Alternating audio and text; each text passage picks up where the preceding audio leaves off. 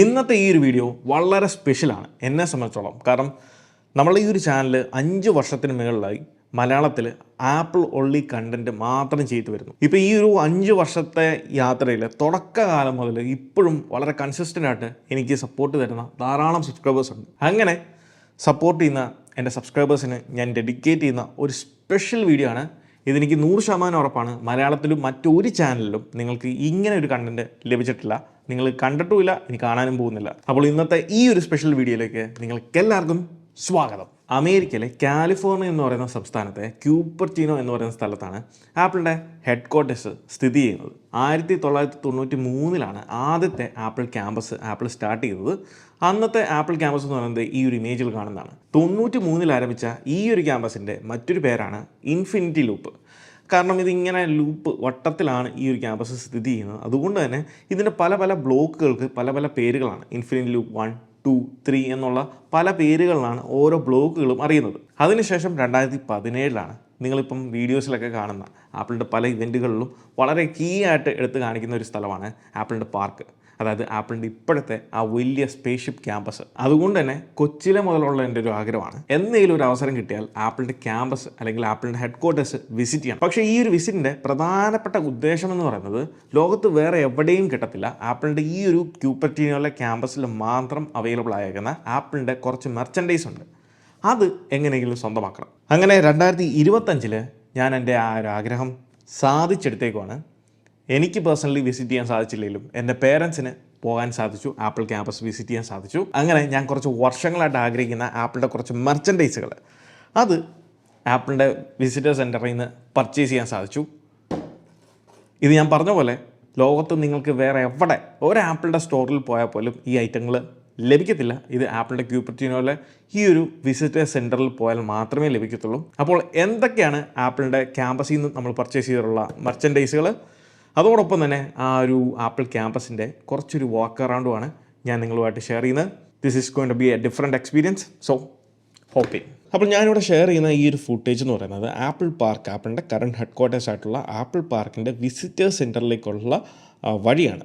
ഇത് north ടാൻഡുവ avenue എന്ന് പറയുന്ന ഒരു റോഡാണ്. ആ റോഡ് എത്തി അതിൻ്റെ റൈറ്റ് സൈഡിലേക്ക് തിരിയുന്നത് ഇവിടെ കാണുന്ന പോലെ ആപ്പിളിൻ്റെ വിസിറ്റർ സെൻ്ററാണ്. വിസിറ്റർ സെൻ്ററിന് നേരെ ഓപ്പോസിറ്റ് നിങ്ങൾ ആ വന്യ നിബിഡമായിട്ട് കാണുന്നതാണ് ആപ്പിളിൻ്റെ സ്പേസ്ഷിപ്പിലേക്കുള്ള ആ ഒരു എൻട്രൻസ്. ഇനി വിസിറ്റർ സെൻ്ററിൻ്റെ ഫ്രണ്ടിൽ തന്നെ ധാരാളം സ്പേസ് ഉണ്ട് വണ്ടികൾ പാർക്ക് ചെയ്യാൻ. അതിൻ്റെ വെളിയിലുള്ള ഏരിയ ഇങ്ങനെയാണ് ആപ്പിൾ സെറ്റ് ചെയ്തേക്കുന്നത്. ഈ മരങ്ങളുടെ ഇടയിൽ ബെഞ്ചുകളും കാര്യങ്ങളൊക്കെ ഇട്ടിട്ടുണ്ട്, അവിടെ നമുക്ക് ഇരിക്കാമെന്നാണ്. ഇനി അവിടുന്ന് നേരെ നിങ്ങൾ കാണുന്ന ഈ ഗ്ലാസ് ഇട്ട കൂടാരമാണ് വിസിറ്റർ സെൻറ്റർ. ഇതിൻ്റെ ഒരു പ്രത്യേകത, കംപ്ലീറ്റ് 4 സൈഡും നമുക്ക് ഗ്ലാസ്സിലാണ്. ഒരു തരി കോൺക്രീറ്റ് പോലും നമുക്കവിടെ കാണാൻ സാധിക്കത്തില്ല. ആൻഡ് ഇതൊരു 3 സ്റ്റോറീഡ് ബിൽഡിംഗ് ആണ്, 3 നിലയുള്ള ബിൽഡിംഗ് ആണ്. ഇതിൻ്റെ ഏറ്റവും ടോപ്പിൽ, റൂഫ് ടോപ്പിൽ നിന്നാൽ നമുക്ക് ആപ്പിൾ പാർക്ക് നല്ല രീതിയിൽ കാണാൻ സാധിക്കും. അതിനുള്ള സ്പേസും ഇവർ ഒരുക്കിയിട്ടുണ്ട്. ഇനി കയറി ചെല്ലുന്ന 4 സൈഡിലും നമുക്ക് 4 പോർഷൻസ് ഉണ്ട്. അതിൽ 4ലും നമുക്ക് ഓരോ ഗേറ്റുകളുണ്ട്. നിങ്ങൾക്ക് ഏത് സൈഡിൽ കൂടെ വേണമെങ്കിലും കയറാൻ സാധിക്കും. പക്ഷേ ഇവർ ആദ്യമേ കയറി ചെല്ലുന്ന ആ ഒരു റൂമിലാണ് നമുക്ക് ആപ്പിൾ പാർക്കിൻ്റെ AR എക്സ്പീരിയൻസ് ലഭിക്കുന്ന ആ ഒരു പ്ലാറ്റ്ഫോം ഉള്ളത്. നേരിട്ട് നോക്കുമ്പോൾ നമുക്ക് പ്രത്യേകതകളൊന്നും തോന്നുന്നില്ല, യാതൊരു ഡീറ്റെയിലിങ്ങും ഇല്ലാതെ വെറുതെ പണിത് വെച്ചേക്കുന്ന ഒരു മോഡൽ പോലെ തോന്നത്തുള്ളൂ. പക്ഷേ അവിടെയുള്ള ഐപാഡ് നിങ്ങൾക്ക് കാണാൻ സാധിക്കും. പലരും അവിടെ ഐപാഡ് ത്രൂ കാണുന്നുണ്ട്.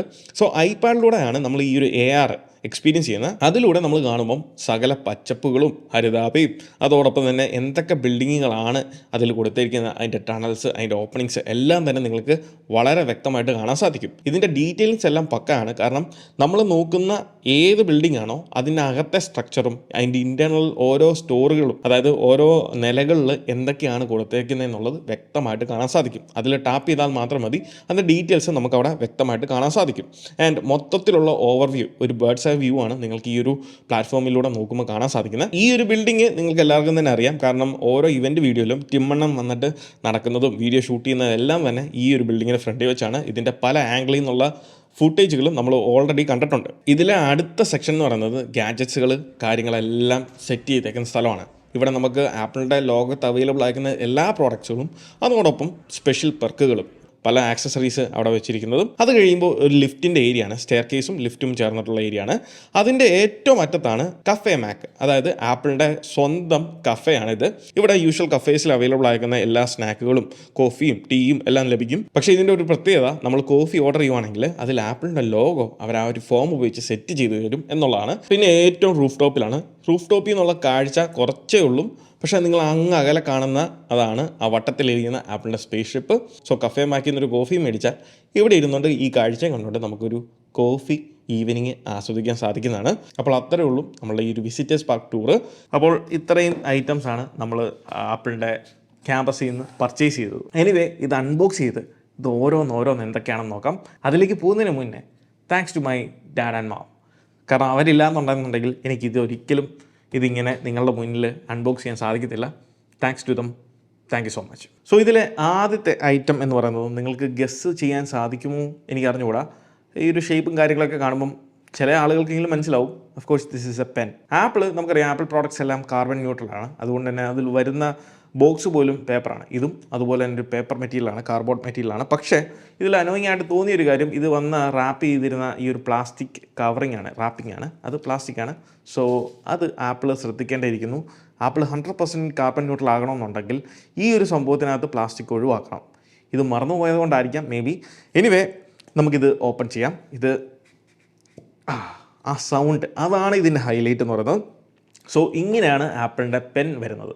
ഇനി ഈ ഒരു പെന്നിന് എൻ്റെ പ്രത്യേകത എന്നൊക്കെ ചോദിച്ചാൽ എനിക്ക് അങ്ങനെയുള്ളവരോട് പറയാനുള്ളത്, നിങ്ങൾക്കിഷ്ടമുള്ള ഒരു ഫുട്ബോൾ ക്ലബ്ബോ അല്ലെങ്കിൽ ഒരു കാർ മാനുഫാക്ചറിൻ്റെ ഒക്കെ ബ്രാൻഡിൽ നിന്ന് ഒരു മെർച്ചൻഡൈസ് നിങ്ങൾ കിട്ടിയാൽ നിങ്ങൾക്ക് എന്താണോ തോന്നുന്നത്, ഒരു സ്പെഷ്യൽ ഫീലിംഗ് ആണോ തോന്നുന്നത്, അതേ ഫീലിംഗ് തന്നെയാണ് ഒരു ആപ്പിൾ ഫാൻ ബോയ് എന്ന നിലയിൽ എനിക്ക് തോന്നുന്നത്.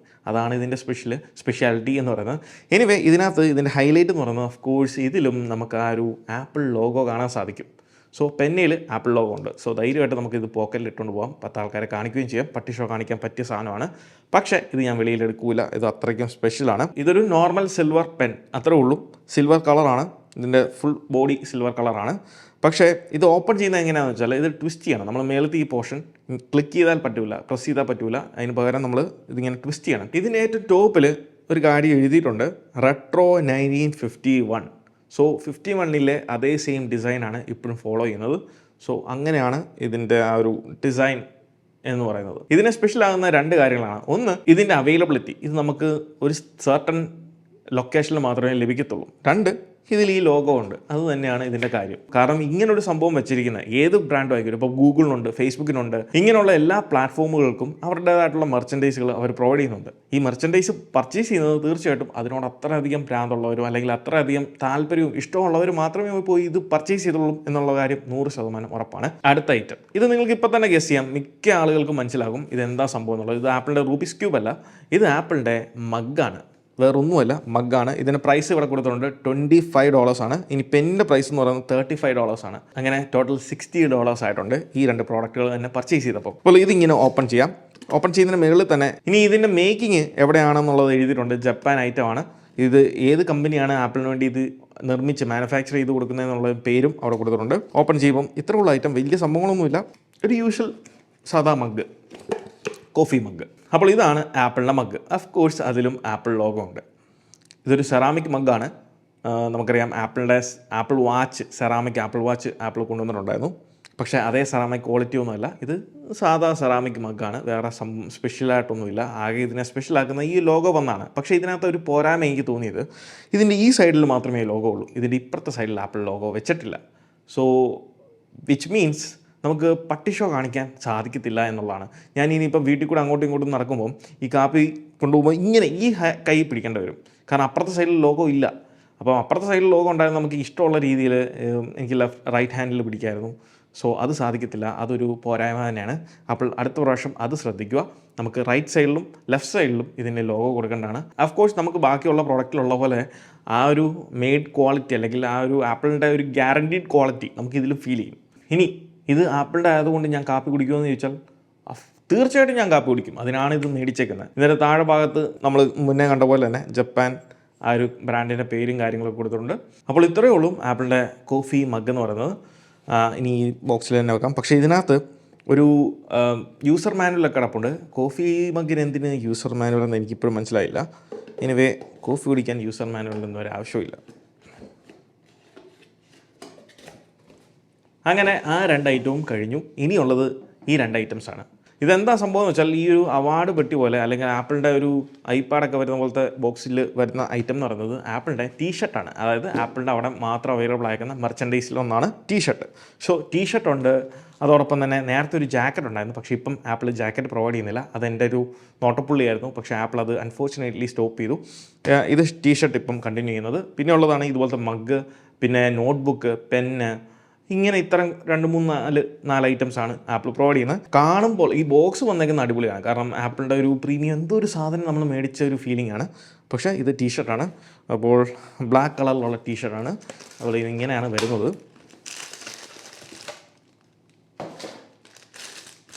ആ ഒരു അൺബോക്സിങ് എക്സ്പീരിയൻസ് ആപ്പിൾ എവിടെയും കണ്ടിന്യൂ ചെയ്യുന്നു എന്നുള്ളതാണ്. ഓക്കെ, ഇതാണ് ആപ്പിൾ ടീഷർട്ട്. ആപ്പിൾ പാർക്കിൻ്റെ പേരിലുള്ള ആപ്പിളിൻ്റെ ടീഷർട്ട്. ആപ്പിൾ പാർക്ക് എന്നുള്ള റൈറ്റിങ് ഫ്രണ്ടിലുണ്ട്. ഇതങ്ങനെ കഴുകിയാലൊന്നും പോകുന്ന പോലത്തെ മെറ്റീരിയലോ കാര്യങ്ങളൊന്നുമല്ല. നല്ല ക്വാളിറ്റി ഉള്ള മെറ്റീരിയൽസ് തന്നെയാണ് ഉപയോഗിച്ചിരിക്കുന്നത്. ആൻഡ് സെൻറ്ററിൽ സാധാരണ ബ്രാൻഡുകളുടെ പേര്, ടീഷർട്ടിൻ്റെ ബ്രാൻഡിൻ്റെ പേര് ഏതാണോ അത് വരുന്ന സ്ഥലത്ത് ആപ്പിളിൻ്റെ ലോഗോയാണ്. ലാർജ് സൈസാണെന്നുള്ളത് ഇൻഡിക്കേറ്റ് ചെയ്തിട്ടുണ്ട്. And made in Vietnam. ഇത് വിയറ്റ്നാമിലാണ് ഉണ്ടാക്കുന്നത്. ആൻഡ് ബാക്ക് സൈഡിൽ ഇതിൽ നമ്മുടെ ആപ്പിളിൻ്റെ പാർക്കിൻ്റെ അഡ്രസ്സ് കൊടുത്തിട്ടുണ്ട്. സംഭവം വളരെ സിമ്പിളാണ്. ആപ്പിൾ പാർക്ക് എന്നുള്ള കാര്യം മാത്രമേ ഉള്ളൂ ഫ്രണ്ടിൽ. ഇനി ഇതിലെ രണ്ടാമത്തത്, നമ്മൾ എടുത്ത ഒരെണ്ണം ബ്ലാക്ക് ആണ്, അതുകൊണ്ട് രണ്ടാമത്തെ എടുത്തത് ഞാൻ വെള്ളയാക്കി. ഇതൊരു വൈറ്റ് ടീഷർട്ടാണ്. ഇതിൽ വന്നേക്കുന്ന ലോഗോ, ഇത് റെട്രോ ലോഗോയാണ് വന്നേക്കുന്നത്. ഈ ലോഗോ എന്ന് പറയുന്നത് ആപ്പിളിനെ സംബന്ധിച്ചിടത്തോളം ഇത് റെട്രോ ലോഗോയാണ്. റെട്രോ നിങ്ങൾ സെർച്ച് ചെയ്താൽ മതി. ആപ്പിൾ റെട്രോ എന്ന് പറഞ്ഞ് സെർച്ച് ചെയ്യുമ്പോൾ നിങ്ങൾക്ക് പഴയ ആപ്പിളിൻ്റെ കമ്പ്യൂട്ടേഴ്സിലൊക്കെ കാണാൻ സാധിക്കും. ആപ്പിൾ കമ്പ്യൂട്ടേഴ്സിൻ്റെ ആപ്പിൾ 1, ആപ്പിൾ 2 അതിലൊക്കെ നിങ്ങൾക്ക് കാണാൻ സാധിക്കും ഈ ഒരു റെട്രോ ലോഗോ. എനിവേ ഇതും മെയ്ഡ് ഇൻ വിയറ്റ്നാമാണ്. സെൻറ്ററിൽ നമുക്ക് അതിൻ്റെ ആ ലോഗോയും സൈസും ഒക്കെ കൊടുത്തിട്ടുണ്ട്. ആൻഡ് ബാക്കിൽ ഇതിൽ ആപ്പിൾ എന്ന് എഴുതിയിട്ടുണ്ട്. ഇതിൽ നിങ്ങൾ സൂക്ഷിച്ച് നോക്കിയ ഒരു പ്രത്യേകത ഉണ്ട്. കാരണം ഞാൻ പറഞ്ഞു ഇത് റെട്രോ എന്ന് പറയുന്ന സംഭവം ആപ്പിളിൻ്റെ ഒത്തൻറ്റിക് ആയിട്ടുള്ള ആപ്പിൾ 1, ആപ്പിൾ 2, ആപ്പിൾ ലീസ ഇതുപോലുള്ള ആപ്പിളിൻ്റെ ആദ്യകാല പ്രോഡക്റ്റുകളുണ്ട്.